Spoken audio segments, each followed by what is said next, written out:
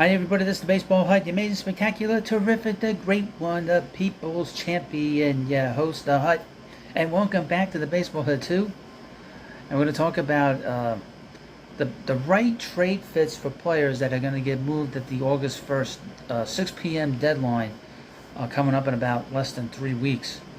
But before we get into this video, please, of course, subscribe and like this video. So here we're going to read a couple things to you. You can chew on that. MLB rumors. Best Michael Lorenzen trade fits the Cincinnati Reds. Though he's far from a superstar, it's hard not to be impressed with the work that Tigers starter Michael Lorenzen has put forth this season in order to earn an All-Star selection. He has been exceptional by any stretch, but he's been a good starter that could help a contender in the middle or back end of the rotation. Detroit obviously is not a contender. No. Don't tell Michael that. He thinks they are. Sure, they're only 5.5 games back of the AL Central lead because of how dismal the division is, but the club's 11 games under 500 into the break. Moreover, MLB insider John Heyman recently listed Lorenzen with an 80% chance of getting traded at the deadline, which makes sense as he's on just a one-year deal with the Tigers, and the organization would be better off landing at least some value and assets in a trade than just hanging on to him. And a team that could use him in a big way is the upstart Cincinnati Reds. The Reds, who surged into the summer to take a one-game lead in the NL Central at 50-41, are one of the most exciting and fun teams in baseball, most notably with Elly De La Cruz now in the majors. But their starting pitchers both young and being tested, particularly with injuries to Hunter Green and Nick Lodolo. Even when that duo of hurlers returns, the Reds could use a veteran in the middle of the rotation as a stabilizing force for a young group that has performed well, but could potentially see some roadblocks down the stretch and do the upcoming dog days even better.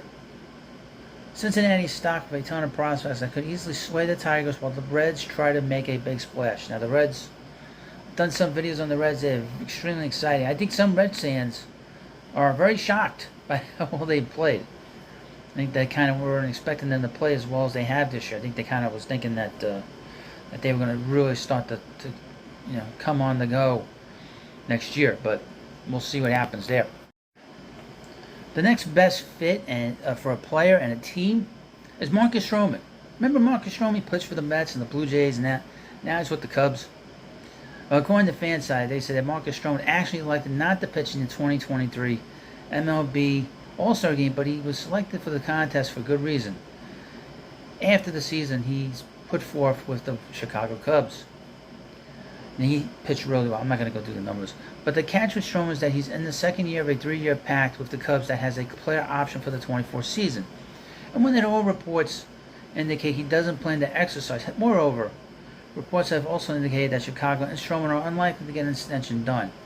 And with the Cubs 5 games under 500 slipping out of the playoff race, they might be best served trading the ace of their staff in order to recoup assets for the future. So which teams could be and go after Stroman? Frankly, there should be no shortage of suitors. But it's hard not to look at the defending World Series champion Houston Astros as an ideal landing spot for the veteran right-hander. Houston ended the All-Star break with a good 50-41 record, but 2 games behind the Texas Rangers for the AL West lead. And their starting pitching has been ravaged with injuries this season, losing Luis Garcia for the season after undergoing Tommy John, not getting a single pitch from Lance McCullers before he was shut down for the year, and missing Jose Urquidy for much of the season as well. Though Urquidy is set to return, the Astros have been piecing together the rotation.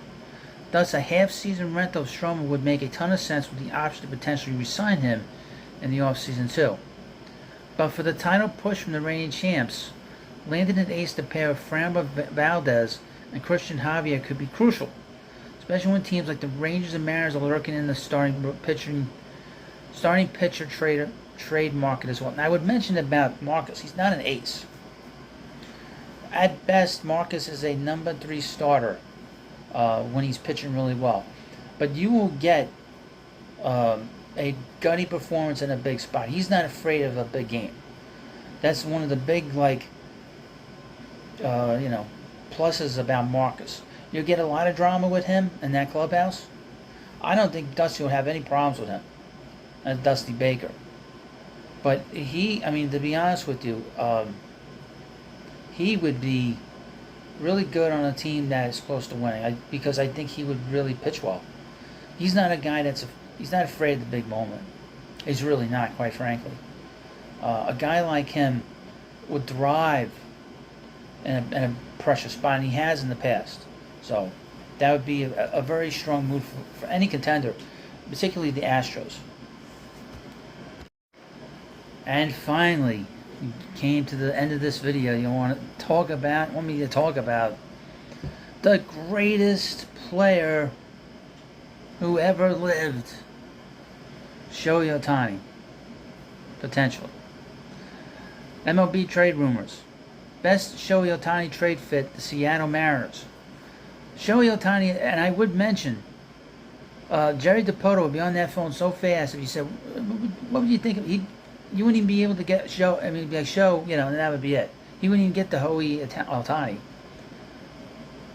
Shohei Ohtani is like anything we've ever seen in modern baseball. That's not breaking news. However, his future in the talk of the MLB world is he's set to hit free agency this summer, or in the offseason. More pressingly, though, the Angels faltering going into the break without Mike Trout until likely the end of August. Whether or not Los Angeles trades Ohtani in order to avoid losing him for nothing is at the forefront of the conversation. Angels owner Artie Moreno has reportedly been steadfast about not trading the two-way superstar in hopes of being able to re-sign him. But Ohtani has made it clear that winning is what matters, and put simply, LA hasn't been able to do that, even with two of baseball's best on the roster, since Ohtani arrived from Japan.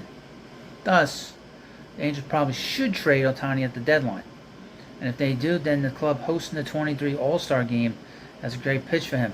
They are a potential winner in the AL West, and a team in need of both starting pitching depth and power-hitting left fielder. He's not going to play left field, he's going to DH. More importantly, they check box for Ohtani as a potential winner for a bright future alongside Julio Rodriguez, Luis Castillo, and George Kirby, among others, a West Coast team and a place where he can live privately. Frankly, it all makes sense.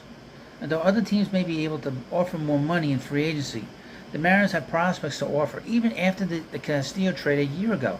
That could entice the Angels.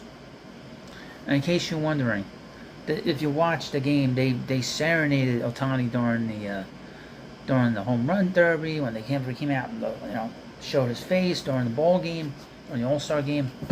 But I don't think he's going to get moved. You let me know what you think in the comment section. I think it's not a good move for the Angels to do long term, to be honest with you. And it's not a good move for the season. I mean, you still have to draw people to your ballpark. You trade him, and you basically say, you didn't have to come out here, even when Mike Trout comes back. It makes no sense from an Angels standpoint to make that kind of a trade. Well, you let me know what you think about this video, and of course, please subscribe to the Baseball Hut 2. Thanks for watching, and I'll see you later.